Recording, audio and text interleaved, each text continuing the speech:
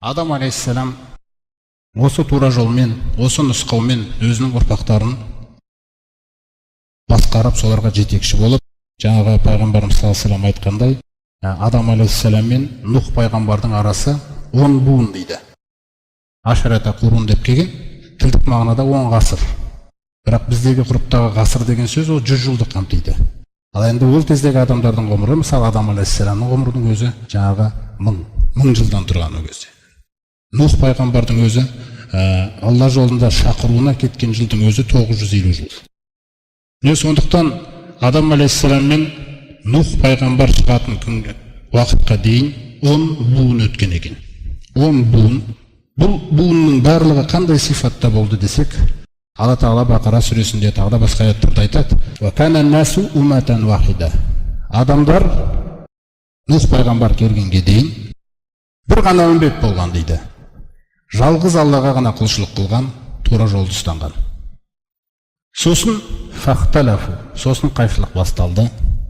Ең соңғы насихат айтылып атады, келесі буын келеді, насихат айтылып атады, келесі буын келеді, насихат айтылып атады. Жаңағы 10 буын деп жатыр ғой. Сол 8-ші, 9-ші буындарға келген кезде насихат айтылмай бастайды. Насихат қатты айтылмайды. Жамандықтан қатты тоқтатылмайды. Жақсылықтар бұйырылмайды. Буындар әлсіреп осындай нәрсеге келеді де, шайтанның сөгезі жаңағыдай азғырулары өтетін болады. Сол өткен кезде адамдар жаңағы пұтқа табынып кетеді. Ол кезде Уат, Суа, Алла Тағала Нух сүресінде айтқандай, Яғуқ, Яғус, Наср деген 5 салиқалы адам болады. Нух келмей тұрған кезде әлі. Сол 5 салиқалы адам жақсылыққа шақырып, жамандықтан тыйып, Алла Тағаланың бұйрығымен халықты дүзеп жүреді. Сол 5-еуі дүниеден озғаннан кейін оларды жақсы көрген халық оларды қимай, бұл кісілерді тек қана біз емес, шіркін бұл кісілердің түрін біздің ұрпағымыз да, немереміз де тану керек. Сондықтан біз бұларға мүсін жасап қояйық дейді.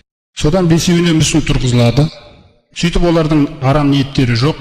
Балаларын әкеп, міне, мынау біздің ұстаздарымыз болған, мынау біздің осындай салиқалы адамдарымыз болған, бізге әрдайым жақсылыққа шақырып, жамандықтан тоқтататын, мынау Уат, мынау Ясуқтың мүсіні, мынау жаңағы Яғустікі, мынау Яғуқтікі, мынау Насрдікі деп түсіндіріп, балалары сөйтіп танып жүреді. Сөйтіп уақыт өтеді, келеді.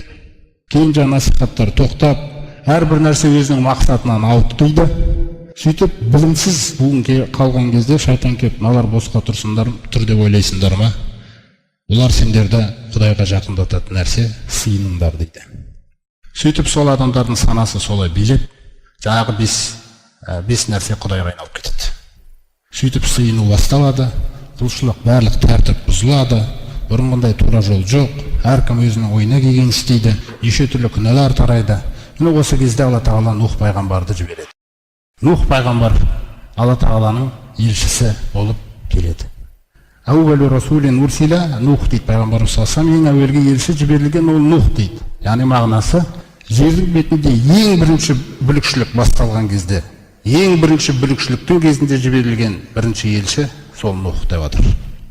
Сөйтіп Нух алейхиссалам оларды шақырумен болады. Әбден қанға сіңіп кеткен. Нухтың да айтатын оларға жаңағы Алла Тағала Құранда айтқандай жалпы қағида. Кез келген елші Алла Тағала тарапынан жіберілген кезде мынандай бұйрықпен келеді. Алла Тағала айтады: "Ва ма арсална мин qablika мир расулин". Ей пайғамбар, сенен бұрын қандай да бір елшіні жіберген болсақ, илля нухи илейхи, біз оған тек қана мына бұйрықты уахи ететінбіз дейді. Ол қандай уахи, қандай бұйрық, қандай талап? Аннаху ла илаха илля ана деп айтады екен Алла Тағала. Менен басқа тәңір жоқ деп. Фаъбуду, тек маған ғана құлшылық қылыңдар деп. Міне, тәртіп өзі осыдан бастап түзеледі екен да. Егер бұл кетсе, тәртіпсіздіктің күллі тармағы шығады екен. Сондай-ақ тәртіпсіздік түзеу үшін осы өзектен басталса, тәртіптіліктің күллі тармағы шығады екен да. Көрсек қандай. Сондықтан осы нәрсемен келген. Алайда олар Нухты менсінбейді, тыңдамайды. 950 жыл Нух Алланың осы сөзін сөйлеумен болады. Сосын ақырет, негізгі тақырып, екінші орында тұрған қиямет, Алланың алдына барамыз, есеп бересіңдер деген нәрселер. Осының бәрін күлкіге айналдырады, қабылдамайды бұндай нәрселерді. әрдайым оларға елші келіп сондай сөзді сөйлеген кезде, мысалы Алла Тағала айтқандай Құранда аузу биллахи минаш шайтанир раджим. Ва иза қила лахум таалау. Егер де оларға айтылса, келіңдер. Иля ма анзалаллах, Алланың түсірген уахиына, кітабына. Ва иля расули, және елшіге қарай келіңдер десе, ол халық былай деп айтатын дейді. Қолу хасбуна ма ваджадна алейхи абаана. Бізге жеткілікті нәрсе, біз аталарымызды, осы жақын аталарымызды деген сөз. Өйткені алдыңғы аталары тура жолда болған. Көрдіңіз ғой? Осы аталарымызды қай жолда таптық біз, сол ғана бізге дін. Осы нәрсе бізге жеткілікті. Сосын Алла Тағала айтады: "Ауалау кана абаухум", егер де жақын аталары ла яғламуна шейян, ақиқаттан еш нәрсе білмеген болса, уала яхтадун, және исламды шын мәнінде дін тұтып ұстанған болмаса оны, сонда да ере бере ме дейді.